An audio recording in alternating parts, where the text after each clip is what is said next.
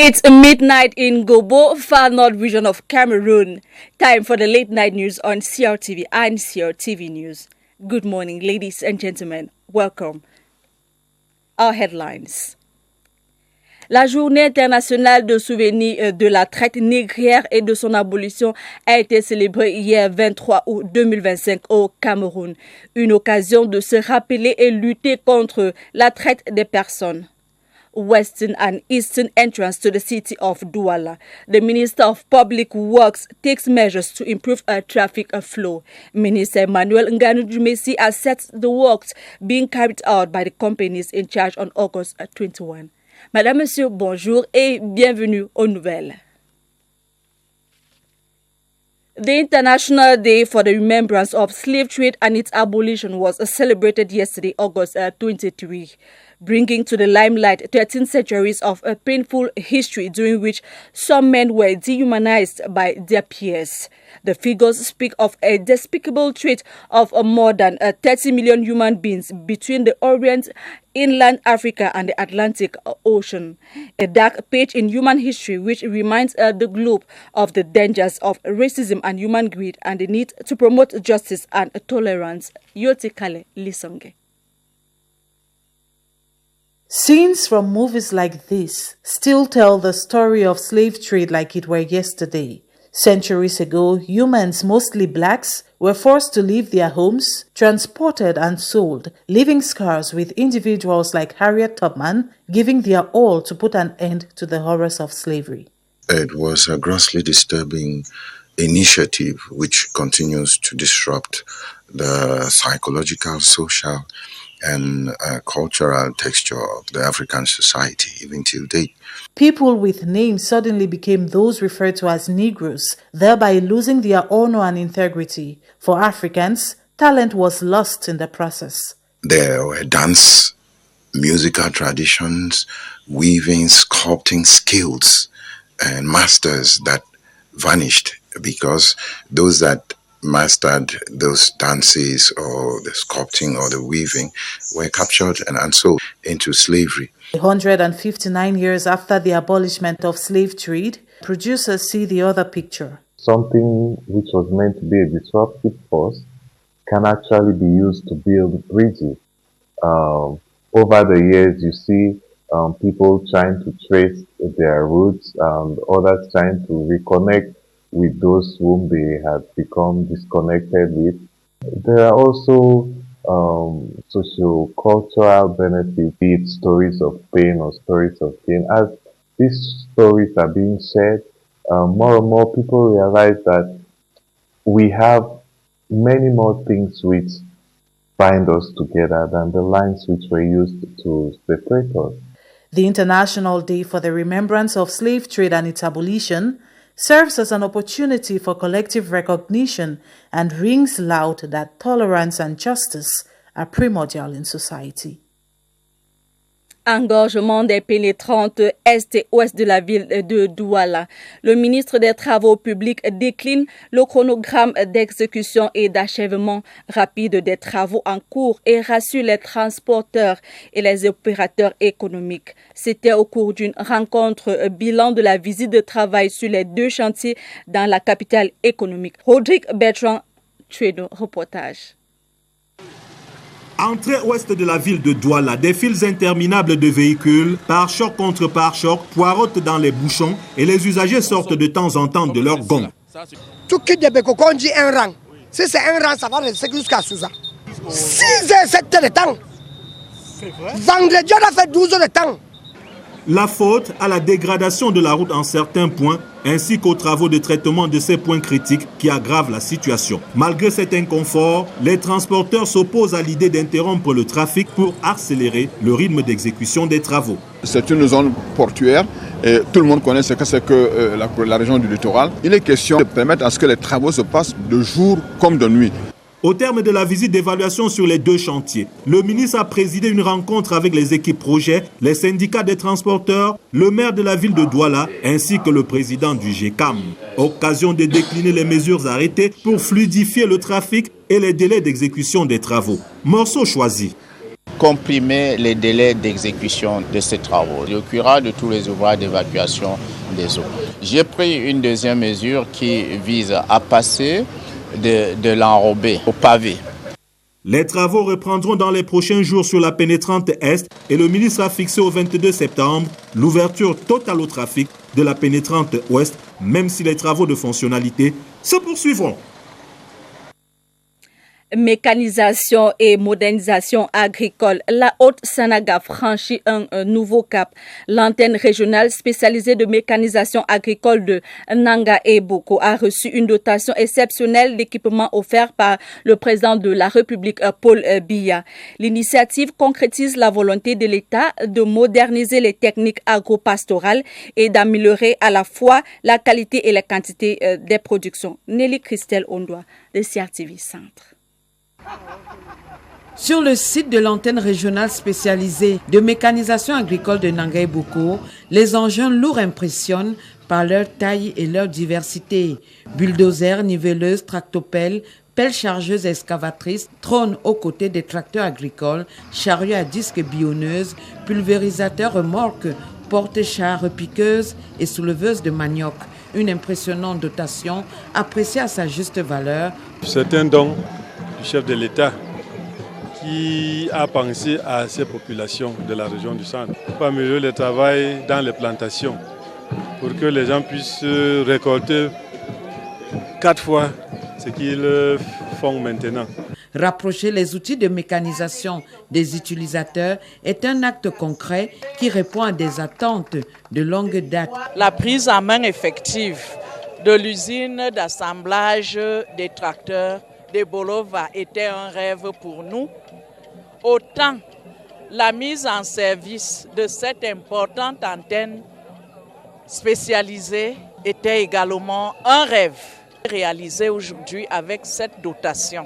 Du côté des bénéficiaires, l'euphorie est également palpable. Les machines qui sont arrivées ce matin viennent nous faciliter la tâche. Les élus locaux dans la même lancée ont dit beaucoup de bien de cette initiative. Nous sommes présents ici pour remercier le chef de l'État. L'antenne régionale de Nanga et Boko va également desservir le pôle de mécanisation agricole de Yoko. Ces équipements sont à la portée de toutes les bourses, c'est-à-dire du plus petit au plus grand. L'étape de Nanga et Boko dans la Haute-Sanaga marque un pas supplémentaire dans le maillage territorial du Sénéma. A network of councils, civil society organizations and other stakeholders in the biodiversity chain are building a solid front to source for funding towards biodiversity projects. All these will be coordinated by the Special Council Support Fund for Mutual Assistance, FACOM, as was decided at the end of the 5-day national training on biodiversity conservation. The training was chaired by the Minister of Environment, Haley Pierre. Prince Will Mukwele Aduma reports. With 1,000 hectares of Cameroon's biodiversity space threatened with extinction each year, competencies acquired at the Mbankomo training are expected to change the dynamics of the protection of the country's riches within the Congo Basin. I think this meeting is very, very important, and now we have to do our best to get concretely money for forestering our biodiversity and climate. The Green Climate Funds and the Adaptation Fund are available, and Cameroon in particular is not benefiting, or Cameroon is benefited in a different way. Sourcing for finances, according to the Minister of the Environment, Haley Pierre, and Francophonie agencies, calls for credibility and collaboration. They have selected one organization in Cameroon that they are going to support in order to enable them to have access to this fund, and this organization is FACOM, and this organization is going to select now different civil society organizations that they are going to implement the project if they are being given this financing instrument. The coordinator of the Francophonie Development Project, IFDD, Lionel Ngo-Samnik, is optimistic that the show of commitment demonstrated by the participants, drawn from councils, civil societies and government-related ministries, will be an easy walk in the park for Cameroon to position itself as leader of biodiversity financing and management in the sub-region. Les populations vulnérables de Toukumbéré ont le sourire. Le président de l'Assemblée nationale leur a remis des dons de denrées alimentaires. 3000 sacs de céréales au total distribués dans cette localité du Mayo Savant. Les détails avec Ousmane Abdoulaziz de CRTV, Extrême Nord. C'est en père de famille que le président de l'Assemblée nationale, Sa Majesté Kavaye Djibril, s'est déplacé personnellement pour faire ce don de plus de 3000 sacs de mil, 220 kg à ses fils et filles de l'arrondissement de Toukumbéré, de quoi permettre aux bénéficiaires issus des différentes sous-sections RDPC et des familles nécessiteuses de bien amorcer cette période de soudure. Le très honorable président de l'Assemblée, nous voudrons ici témoigner notre soutien total à tout ce qu'il fait pour l'arrondissement de Toukumbéré et même au-delà. Donc aujourd'hui, nous sommes très contents. La distribution de ces denrées s'est effectuée en présence des autorités locales, parmi lesquelles le sous-préfet de l'arrondissement de Toukumbéré, qui a tenu à remercier le président de l'Assemblée nationale pour ses multiples actions qui impactent au quotidien de façon positive la vie des populations. Sa Majesté, le très honorable président de l'Assemblée nationale, n'a pas failli à la tradition. C'est plus de 3000 sacs de céréales ici disponibles qu'il est venu remettre aux populations vulnérables. Nous profitons de cette occasion pour lui dire infiniment merci. Les bénéficiaires, tous reconnaissants envers le très honorable Kavaye Djibril, promettent d'ores et déjà une victoire à 100% au président de la République Paul Biya à l'élection présidentielle du 12 octobre prochain.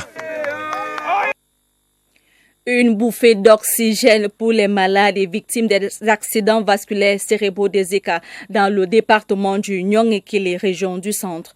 L'hôpital régional annexe des ECA a reçu de l'association camerounaise des victimes d'hépatite un défibrillateur cardiaque, ce dont vient réanimer l'hôpital régional annexe des ECA en améliorant les soins médicaux. Joël Igor Abanda. Ce don d'une valeur de 7 millions de francs CFA est le résultat des démarches de cette élite du Nyong-Ekele auprès de l'association camerounaise des victimes d'hépatite. La secrétaire d'État auprès de la ministre de l'Habitat et du Développement urbain, Marie-Rose Liban. Il vient ainsi booster le plateau technique de l'hôpital régional annexe des ECA. Maintenant, nous allons pouvoir réanimer des patients qui sont en arrêt cardio-respiratoire grâce à ce défibrillateur. Ce geste du Haut Conseil des Camerounais de l'extérieur et de l'Association camerounaise des victimes d'hépatite répond à l'appel du chef de l'État du Cameroun à plus d'implication de la diaspora camerounaise au développement local. Nous avons contacté une association sœur qui nous a remis cet appareil. Ce don de cet appareil n'est qu'un début et je ne m'arrêterai pas à ce seul département. J'irai dans d'autres départements du Cameroun et d'autres arrondissements pour mettre en valeur mes connaissances et mon expérience que j'ai. Ce défibrillateur cardiaque est donc une bouffée d'oxygène pour cet hôpital créé en 1939 et érigé en hôpital régional annexe le 5 mai dernier, en attendant le renforcement des effectifs du personnel médical pour une meilleure prise en charge des malades du département du Nyong-Ekele dans la région du centre. If you're just joining us, you're watching the late night news on CRTV and CRTV News. Thanks for joining us. The head of the CPDM divisional delegation for Benue, Gabriel Mbairobi, has been explaining a strategic plan towards the victory of their party candidate to supporters in Gara. He reminded voters to retrieve their cards and encourage their peers to do same. Julius Neba reports. Stressing that they are aware the presidential race will be intense in the Benue, the head of the divisional delegation of the CPDM for Benue, Gabriel Mbairobi, says the proactive move of convening the meeting with the section presidents of the party of the burning flame in the division is geared towards refining their campaign strategies. In Benue division, we have two heads of parties who are competing with the head of state, His Excellency Paul Biya. That's why we are here to revamp all the section. Mindful of the stakes and their desire to ensure that their presidential candidate, Paul Biya, comes out victorious after the October 12 polls, they have resolved to reinforce the interpersonal approach of their campaign strategy. We have to go village by village, compound by compound, to meet everyone and to let them know that not only the head of the family, but all the family, even the neighbors, even the friends, and everyone will come and vote for the CPDM. Gabriel Bairobi stressed that they are still fine-tuning strategies that will ascertain an unambiguous landslide victory for the CPDM party as they wait for the official campaign period coming up on September 28th. Pupils and teaching staff of Government Primary School Group 2 Tico Road will begin a new school year in new classroom blocks. The two buildings that were set ablaze during the peak of the crisis in the region 5 years ago have been renovated by the Member of Parliament for Fako East constituency, Honorable Stanley Findi Mukondo.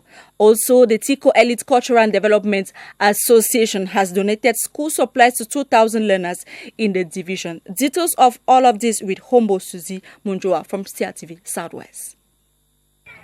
The ruins of Government Primary School Group 2 Tico Road, Motengene, burnt down 5 years ago, have been transformed into modern classrooms thanks to the Member of Parliament for Fako East. Thank you to the people of Tico Subdivision for having given me the opportunity to renovate these two classrooms that have been vandalized. Our children today have a comfortable place to study and to be the leaders of tomorrow. The refurbished structures, according to school authorities and residents, provide renewed motivation. I am very happy. All what I'll do is to see how this structure can be maintained by this very community.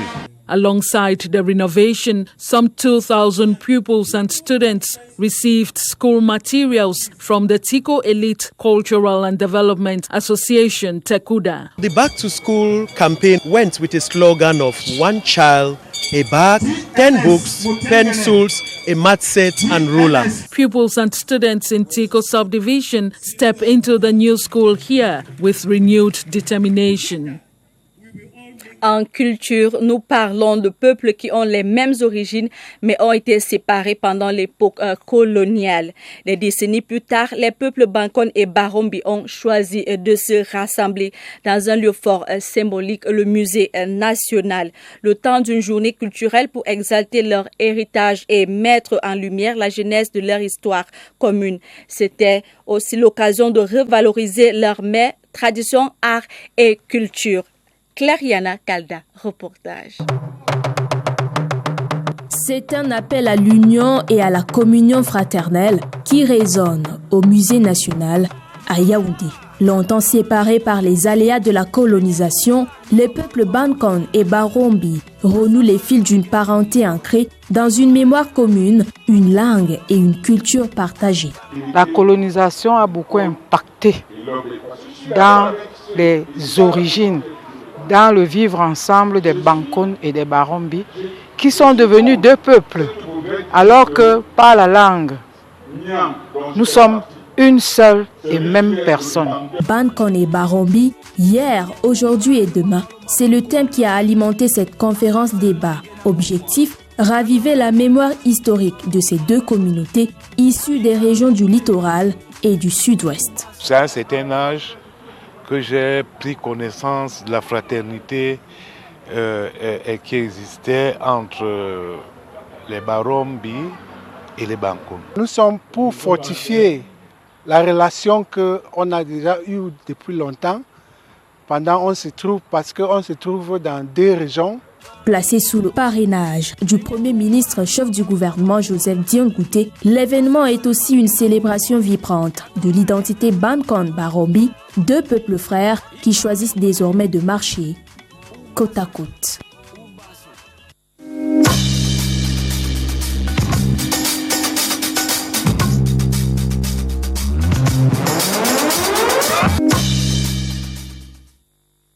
Ce dimanche, l'église presbytérienne du Cameroun consacre 4 nouveaux pasteurs. La cérémonie se déroulera à Nkoumadiam dans la région du Sud. Également ce dimanche, la Croix-Rouge camerounaise organise un concert gospel à Yaoundé dans son siège social. Laurent Rosaire et Nama complètent l'agenda de ce dimanche. Dimanche 25 août, jour du Seigneur. En ce jour, l'église presbytérienne camerounaise, consistoire de Koumandjap, dans la région du Sud, consacre 4 nouveaux pasteurs. Ces nouveaux bergers auront pour charge de conduire les chrétiens vers les voies du Seigneur Jésus-Christ. Autre célébration majeure, c'est celle de la Croix-Rouge camerounaise qui, de par son orchestre, célèbre un concert gospel à 17h dans son antre à Yaoundé. Plusieurs autres artistes et genres musicaux sont conviés pour participer à ce concert gospel qui s'annonce grandiose. Fin du journal bilingue de minuit sur la CRTV et CRTV News. Merci d'avoir regardé. Au nom de toute l'équipe, je vous dis merci pour votre aimable attention. Restez en compagnie des programmes de la CRTV. Bon dimanche.